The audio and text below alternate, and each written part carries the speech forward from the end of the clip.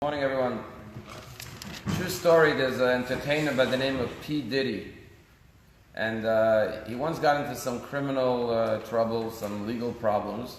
And he went to one of the best defense attorneys in New York. His name is Ben Bronfman, who happens to be an Orthodox observant Jew. And when he was talking about taking him on to represent him, P-Didy said, I just have to let you know that I have hundreds of people who work for me. And my one contingent and condition is that you're available for me 24/7. And Ben Bronfman said, I can only be available for you 24/6 because I'm an observant Jew. I keep Shabbat and I don't work on Shabbat. And he said, matter of fact, I told him what he doesn't do on Shabbos. I said, I don't even take phone calls on Shabbat. He says, if it's a life and death situation, you email one of my secretaries and she has a special way to contact me. If it rings a certain amount of times, I know it's a life and death situation, I could violate Shabbat. Otherwise, I don't answer the phone. And P-Didy was very shocked to hear this, but finally he said, okay, he gave him a big retainer to hire him as his attorney. That Friday night, Ben Bronfman's sitting at the Shabbat table with his family, and his phone starts ringing. Because he gave him all his numbers, his house number, his cell phone number, whatever. House phone starts ringing. When he looks at the call answering, he sees it's P-Didy. But he told him, if you need to reach me life and death, you've got to call my secretary and she has a way to signal me. So it's ringing and ringing and he's not picking up. 10 minutes, 15 minutes, 20 minutes. Right after Shabbos, Ben Bronfman calls P-Didy and says, is everything okay? He said, I'm really sorry I didn't pick up your call, but I told you I don't pick up the phone on Shabbat. And P-Didy says, no, everything's great. You actually made me $10,000. He said, I made you $10,000. He said, yeah, I was out with my friends in a bar on Friday night. I told him I hired this new attorney, this Jewish guy. He's religious. He doesn't work on Shabbat. He doesn't even answer the phone. They said, come on, give me a break.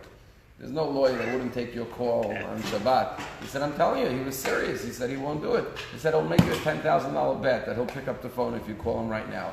So we called and we called and we called, and I made $10,000. In this week's Parsha, we have the Ten Commandments. And there was 10 Commandments in the book of Exodus, and now we have it again in Devarim.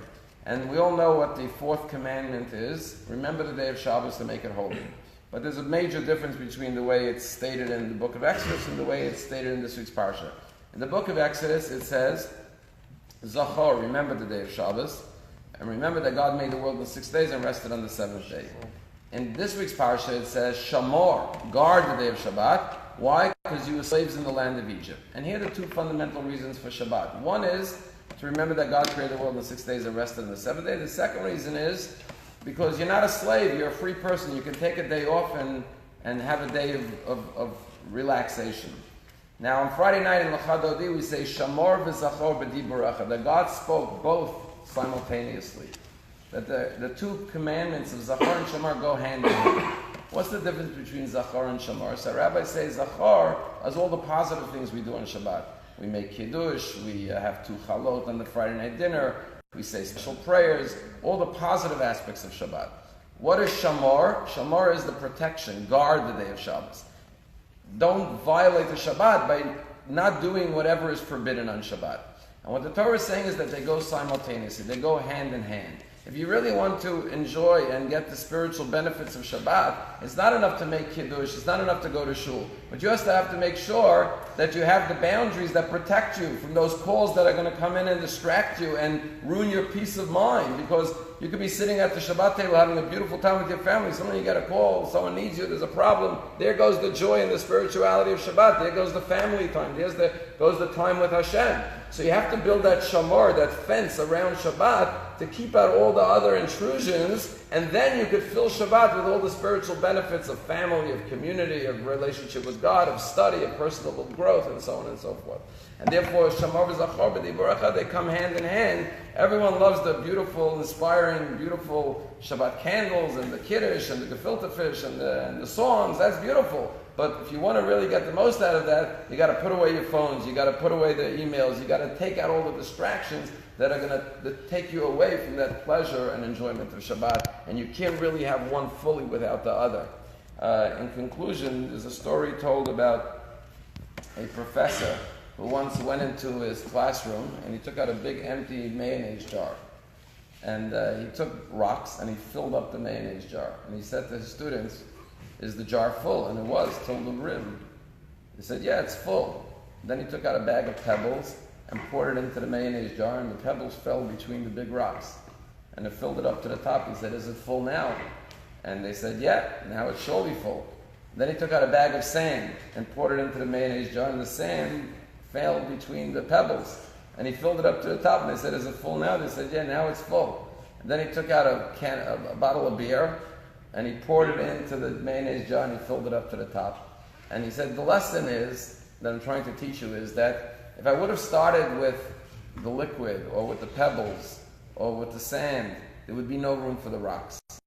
He says the rocks represent the big boulders of life, the most important parts of life, which is your family, your community, your relationship with Hashem, your personal growth and development. That's the big rocks. Always put that in first. Then there's always room for the pebbles. The pebbles are the other responsibilities you have that are important, but not as important as the big rocks. Your job, your mortgage, your other responsibilities.